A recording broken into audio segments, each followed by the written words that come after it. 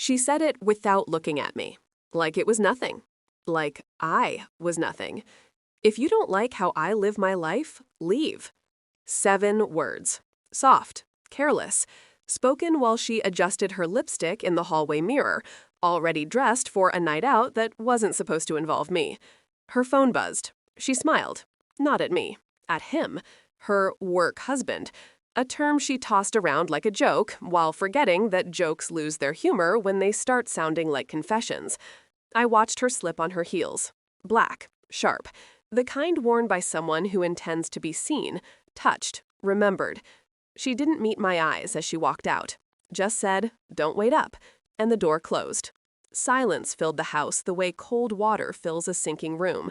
Slow, suffocating, inevitable. I sat there for a moment, staring at the indentation her perfume left in the air, trying to decide whether her words were a dare or a dismissal. Maybe both. My phone buzzed next. A message from a junior associate at the firm. One line. "Saw your wife at Noir Lounge. She's not alone." I didn't respond. I didn't panic. Didn't shout. Didn't break. I just stood. Walked upstairs, opened a closet I suddenly couldn't remember ever being allowed to fill, and I began to pack. The truth rarely arrives as a single blow.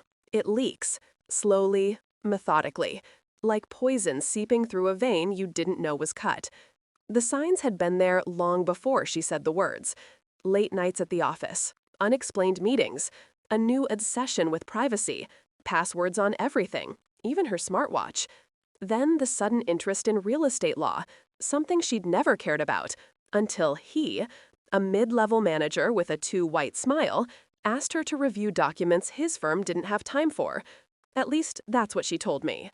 I remember noticing the way she talked about him, softly, defensively, like she needed me to believe she didn't care. But indifference doesn't need defending.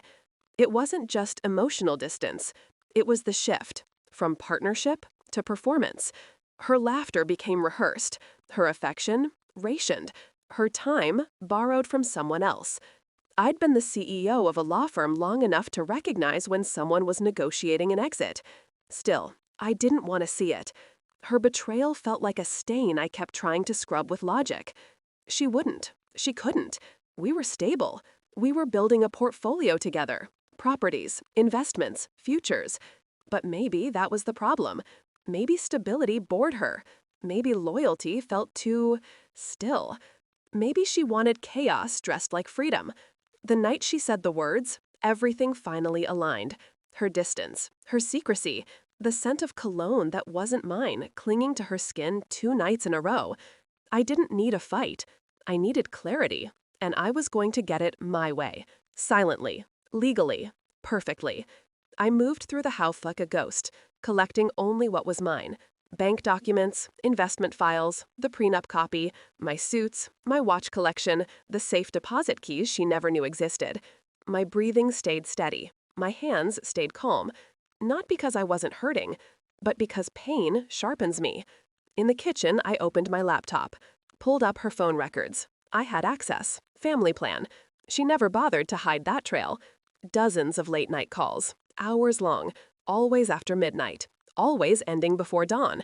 Then the transactions, drinks, ride shares, 2 hotel bar charges that were small enough to look innocent. But I've built a career on knowing that small things hide big truths. Next came the real estate filings. She'd been reviewing transfer documents for him. Quietly, sloppily, as if she thought I wouldn't understand the implications. She didn't know who she married. I drove to the firm. My office was dark, empty, familiar. I ran every document through conflict of interest software. And there it was, a property under dispute, a pending civil case. His employer tied to a stock manipulation scheme that my firm had been monitoring. My wife wasn't just cheating. She was helping a man, unknowingly or not, commit a crime. I didn't plan revenge. I planned procedure. Cold, precise, undeniable. By the time the clock hit 2:14 a.m., everything was ready. A folder sat on my kitchen counter. Records, timelines, screenshots, filings. Proof. Not for court, for clarity. Let her lie, let her deny. The truth would unmake her anyway. She came home at 3:07 a.m., stumbling, laughing, alone. She expected a fight. I could see it in the way her shoulders tensed, the way her eyes scanned the room like she was preparing for impact. Instead, she found closets open, empty, the absence of me echoing louder than any accusation. Then she saw the folder. She froze. Reality hit her before she even touched it. Inside were the phone logs, financial records, photos from Noir Lounge the associate had taken, her at the bar, leaning too close, smiling too evilly. But the last page was what broke her. The legal conflict report. She understood what it meant.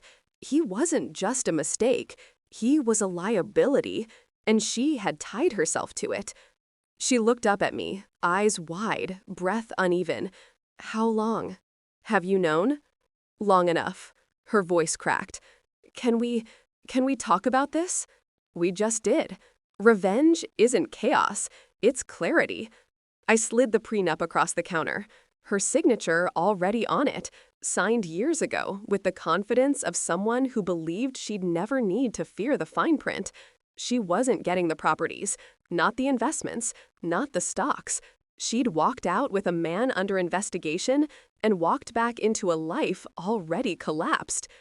This isn't fair, she whispered. No, I said. It's factual.